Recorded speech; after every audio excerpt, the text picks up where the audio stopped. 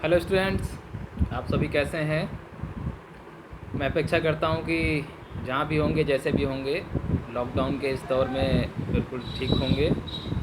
और आप सभी को क्लास 10th पास आउट करने की बहुत बहुत बधाई, बहुत सारी ढेर सारी शुभकामनाएं। और इस क्लास 11th में आने की जो आपकी खुशी है और आपका जो ये इस जीवन का अगला कदम है, इसका मैं स्वागत करता हूं। और आप सभी को अपने जीवन के इस नए पथ पर आगे बढ़ने के लिए शुभकामनाएं देता हूं। स्टूडेंट्स, लाइफ की इस जो भी टाइम पीरियड है ह्यूमन बीइंग का, जो लगभग 100 साल का निर्धारित समय जो इंडियन कल्चर में है और पूरे विश्व में भी यही माना जाता है कि इंसान की, वैसे तो गवर्नमेंट के अकॉर्डिंग औसत आयु धीरे धीरे कम होती जा रही है। जहाँ 70-80 साल हुआ करती थी, अब वो 60-65 पर आ गई है। लेकिन फिर भी हम ये मान के चलते हैं कि इंसान का जीवन औसतन 100 साल या उसके आसपास रहता है। तो उसमें ये जो एज है, जिस उम्र में आप हैं, मैं भी और हमारे जो दूसरे भी हम उम्र लोग हैं वो भी कभी आपकी उम्र से उस पड़ाव से गुजरे हैं। तो ये जो 10वीं क्लास पास करने की जो उम्र है, ये मानव जीवन का पहला चरण है जो आपने पूरा किया है। और इसके लिए आपको अपने जीवन को, अपने इस सफ़र को धन्यवाद देना चाहिए। और अपने आप को भी आपको थैंक यू बोलना चाहिए। अपने आप के लिए भी एक आपको शुभकामना देने का दायित्व बनता है, क्योंकि क्लास 10th में जहाँ पर आप पास आउट कर चुके हैं, ये माना जाता है कि ये जीवन की प्रथम सीढ़ी है, ये पहला सोपान है, पहला चरण है, ये पहली उपलब्धि है जो आपने हासिल की है। हम लोगों में ने जब हाई स्कूल किया था तो ऐसा लग रहा था कि जीवन की ये बहुत बड़ी और पहली उपलब्धि हासिल की है। अब इस उपलब्धि के साथ ही आगे की और उपलब्धियां हासिल करने का जो हमारा उत्साह है वो बढ़ जाता है। हम उसके लिए और प्रयासरत हो जाते हैं, क्योंकि क्लास 10th को पास करने के बाद हम अगले उत्साह के साथ और अगले जोश के साथ आगे बढ़ते हैं कि हमें और बहुत कुछ हासिल करना है। तो आप इस पहली सीढ़ी को, पहले पड़ाव को पार कर चुके हैं। आपने जीवन के इस पहले मुकाम को हासिल कर लिया है और अब जीवन के अगले पथ पर आगे बढ़ चुके हैं। अब आप एक थिंकिंग क्रिएचर बन चुके हैं, एक सोचने समझने वाले इंसान बन चुके हैं। क्योंकि आप मान लीजिए कि लगभग 14-15 साल या उससे ऊपर के हो चुके हैं, तो आपके अंदर सोचने समझने की क्षमता पहले की तुलना में कहीं ज़्यादा विकसित हो रही है। और धीरे धीरे आप चीज़ों को समझ करके अपना कोई भी आप उसमें आइडिया शेयर कर सकते हैं। आप उस लेवल पर पहुंच रहे हैं। तो मैं अपेक्षा करता हूं कि आप सभी स्टूडेंट से, जो किसी भी स्ट्रीम में गए हैं क्लास 11th में, चाहे वो आर्ट ग्रुप के हों, ह्यूमैनिटीज़ स्ट्रीम के, कॉमर्स के हों या साइंस के हों, आप सभी अपने अपने गोल्स को अचीव करने के लिए पूरी मेहनत करेंगे। और उसमें टीचर्स का, आपके पेरेंट्स का, हम सभी का जितना भी सहयोग हो सकता है और जो एफ़र्ट हो सकता है हम उसको लगाएंगे, पूरा करेंगे और आपको आपके लक्ष्य तक पहुंचाने का प्रयास करेंगे। मैं क्लास 11th में आपको सोशियोलॉजी और हिस्ट्री, ये दो सब्जेक्ट या इन दोनों में से कोई भी एक सब्जेक्ट पढ़ाने के लिए स्कूल की तरफ से प्रमोट किया जाता हूँ और इस साल भी मैं वही करूँगा। अभी मैं, जो मुझे काम दिया गया है, जो सब्जेक्ट, वो सोशियोलॉजी दिया गया है। और सोशियोलॉजी सब्जेक्ट, जिसको हिंदी में समाज शास्त्र कहते हैं, इस समाज शास्त्र को पढ़ाने की जिम्मेदारी मुझे दी गई है। तो मैं उसकी शुरुआत करूँगा। और उससे पहले एक छोटा सा संदेश उन सभी स्टूडेंट्स के लिए जो आर्ट ग्रुप में आए हैं, ह्यूमैनिटीज़ ग्रुप में जिन्होंने एडमिशन लिया है, उनके लिए मैं कुछ स्पेशल वर्ड्स अपने देना चाहता हूँ, कहना चाहता हूँ कि देखो बच्चों, आप इस आर्ट ग्रुप में, ह्यूमैनिटीज़ ग्रुप में आए हैं, तो सबसे पहले तो आप पूरी तरीके से अपने आप में फुल कॉन्फिडेंट हो जाइए। मेरी तरफ से आपको ये कॉन्फिडेंस दिया जा रहा है कि आप लाइफ में आगे जहाँ पर भी जो भी सक्सेस, जो भी गोल्स अचीव करना चाहते हैं, गेन करना चाहते हैं, वो सब आपको मिलेंगे। ये ऐसी ब्रांच है, ऐसी जगह पर आप आए हैं जहाँ पर हर किसी को जीवन के किसी न किसी मोड़ पर आना पड़ता है। ह्यूमैनिटीज़ के सब्जेक्ट को चाहे एज ए सब्जेक्ट या एज ए सोशल वैल्यूज़, हर किसी को इस पर आना होता है, इनको गेन करना होता है, इसको समझना होता है। और जो जितनी जल्दी समझ लेता है वो लाइफ में उतना ही आगे सक्सेस हो जाता है। लाइफ की बहुत सारी प्रॉब्लम उसकी सॉल्व हो जाती है।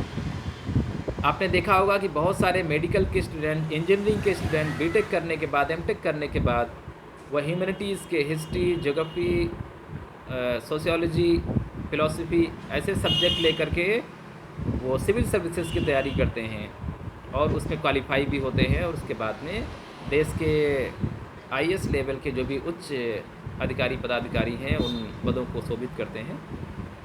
तो जहाँ पर साइंस के स्टूडेंट इतनी बड़ी संख्या में ह्यूमैनिटीज़ के इन सब्जेक्ट को लेकर के इतना उच्च मुकाम हासिल कर रहे हैं, तो आप तो ऑलरेडी आर्ट ग्रुप में आए हैं, तो आपके लिए तो ये आप कह सकते हैं कि दोहरा लाभ है।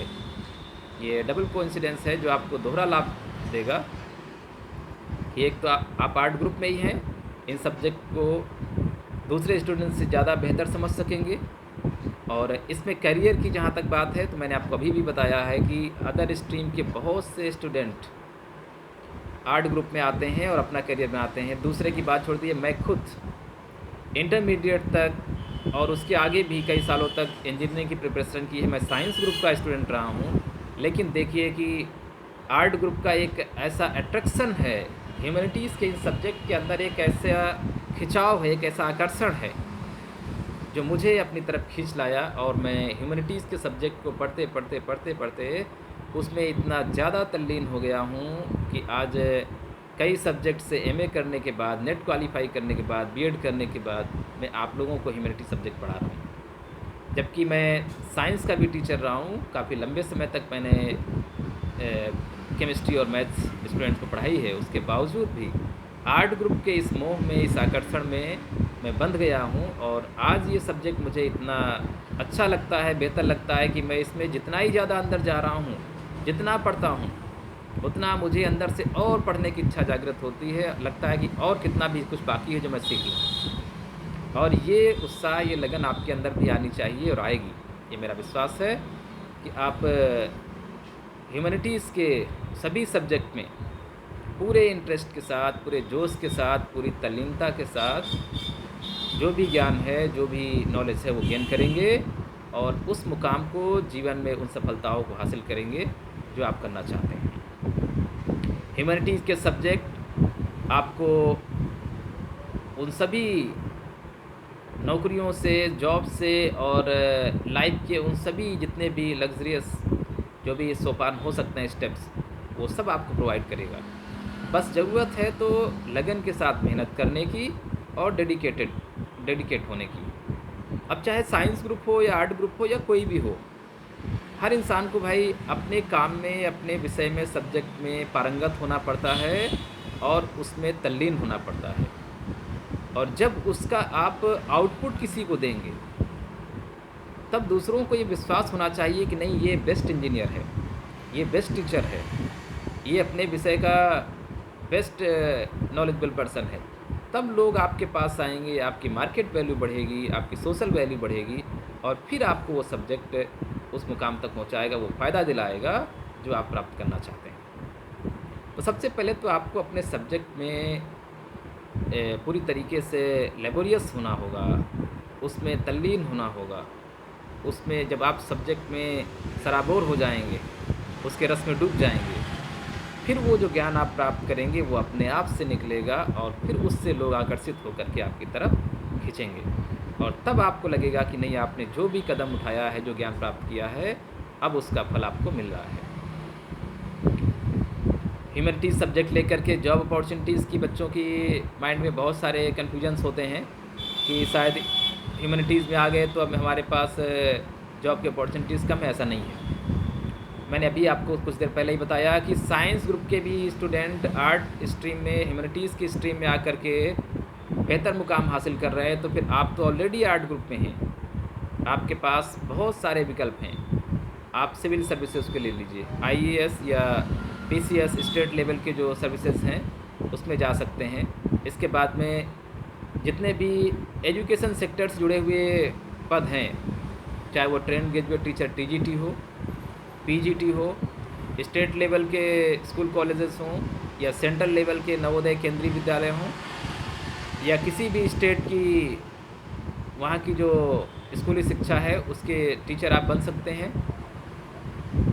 इसके बाद इन्हीं सब्जेक्ट में स्पेशलाइजेशन लेकर के आप अगर एमए करते हैं, नेट करते हैं, पीएचडी करते हैं, तो हायर एजुकेशन में आपके पास बहुत सारी अपॉर्चुनिटीज़ हैं। आप डिग्री कॉलेजेस में प्रोफेसर और रीडर बन सकते हैं। बहुत सारे डिपार्टमेंट आजकल ह्यूमैनिटीज़ सब्जेक्ट के कुछ एक्सपर्ट्स को हायर करते हैं एज ए काउंसलर, और ख़ास करके जितने भी गवर्नमेंट डिपार्टमेंट हैं, चाहे वो जेल प्रशासन हो या पुलिस प्रशासन हो, आर्म्ड फोर्सेस हों, वो सभी में कुछ ह्यूमैनिटीज़ सब्जेक्ट के एक्सपर्ट्स की ज़रूरत होती है। वहाँ भी आपको जॉब अपॉर्चुनिटीज़ हैं। बाकी आपने देखा है आर्म्ड फोर्सेस में अगर आप फिजिकली फिट हैं तो जा ही सकते हैं आराम से। इसके बाद पुलिस फोर्सेस में भी जा सकते हैं। और स्टेट लेवल के बहुत से बी ग्रेड के ऑफिसर्स और इसके बाद सी ग्रेड, डी ग्रेड के जो क्लर्कियल पोस्ट हैं उनके लिए भी एप्लीकेबल है। आप उनमें भी एग्ज़ाम दे सकते हैं। और आपके हिस्ट्री, ज्योग्राफी और पॉलिटिकल साइंस, ऐसे बहुत सारे सब्जेक्ट हैं जो स्ट्रांग हो जाएंगे। तो आपको जो जनरल स्टडी का सब्जेक्ट का पेपर होता है किसी भी एग्ज़ाम में, आजकल लगभग सभी स्टेट और सेंट्रल गवर्नमेंट की सर्विसेज के लिए जीएस का पेपर कंपलसरी है। जनरल नॉलेज और जनरल स्टडी निश्चित तौर पर आती है, जिसमें ये सभी सब्जेक्ट जो मैंने बताए पूछे जाते हैं। तो वो आपके जब स्ट्रांग हो जाएंगे तो आप अपने आप में बहुत ज़्यादा कॉन्फिडेंट महसूस करेंगे। और रही बात साइंस और मैथ की, तो हाई स्कूल तक की साइंस मैथ इस सभी एग्ज़ाम्स में आती है, वो आपको अच्छे से आती है, और उसकी प्रैक्टिस आगे चल कर के और कर लेंगे तो आप अच्छा खासा एक्सपर्ट हो जाएंगे और इन सभी सर्विसेज को क्वालिफाई कर सकते हैं ईज़िली। ये मेरा विश्वास है और आप निश्चित तौर पर इसमें सक्सेसफुल होंगे, ऐसी मैं अपेक्षा करता हूँ और आपको ऐसी शुभकामनाएँ देता हूँ। तो आप सभी का आर्ट ग्रुप के इस स्ट्रीम में स्वागत है। पूरे जोश के साथ और पूरे मन के साथ, आप लगन के साथ अपने रास्ते पर आगे बढ़िए। मैं आपका पूरा सहयोग करूँगा। आप सभी विषयों को गहराई से पढ़ें। और एक बात और मैं आप लोगों से कहना चाहता हूँ, आर्ट ग्रुप के स्टूडेंट से, कि अभी तक जो रटने की और लिखने की प्रवृत्ति थी उससे थोड़ा सा अपने आप को चेंज करके, अब आप बड़े हो गए हैं, समझदार हैं, तो एक थिंकिंग क्रिएचर बने।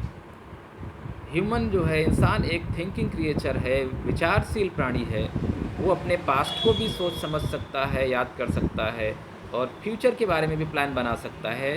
तो आपको भी ऐसे ही एक थिंकिंग क्रिएचर बनना है, एक विचारशील प्राणी बनना है और विचार करके चीज़ों को समझना और देखना है। ह्यूमैनिटीज़ सब्जेक्ट का एक बहुत बड़ा फ़ायदा ये है कि इन सब्जेक्ट में जो भी टॉपिक्स हैं, जो भी कॉन्सेप्ट हैं, उसमें से बहुत कुछ आपको पहले से पता है, वो आपके आसपास हो रहा है, दिख रहा है समाज में। आपने जो ये 14-15 साल की उम्र बिता ली है, बीत चुकी है, इसमें बहुत कुछ देखा सुना है, वही आपको अध्ययन करना है, उसी में आपको रिसर्च करना है। तो ये बहुत बड़ा एक फ़ायदा है कि आपको कुछ बहुत ज़्यादा नया नहीं सीखना है। बस जो आप देख सुन रहे हैं चारों तरफ आपके आसपास हो रहा है, उसको एक थिंकिंग क्रिएचर की तरह, चिंतनशील प्राणी की तरह बहुत गहराई से समझना है। अक्सर देखा जाता है कि जो लोग टेक्निकल लाइन के होते हैं, साइंस ग्रुप के होते हैं, वो सोशल प्रॉब्लम का सलूशन ईज़िली नहीं निकाल पाते हैं, या बहुत सारी सोशल जो इश्यूज़ हैं उन पर उनका कोई क्लियर और एक यूनिवर्सल एक्सेप्टेबल विज़न नहीं होता है, जिसको सार्वभौमिक तौर पर स्वीकार किया जा सके। ऐसा कॉन्सेप्ट, ऐसा विज़न कभी कभी टेक्निकल ग्रुप और साइंस ग्रुप के स्टूडेंट के पास नहीं होता है, क्योंकि वो सोशल मैटर्स को, सोशल इश्यूज़ को समझने के लिए पूरा एफर्ट और गहराई तक नहीं जाते हैं।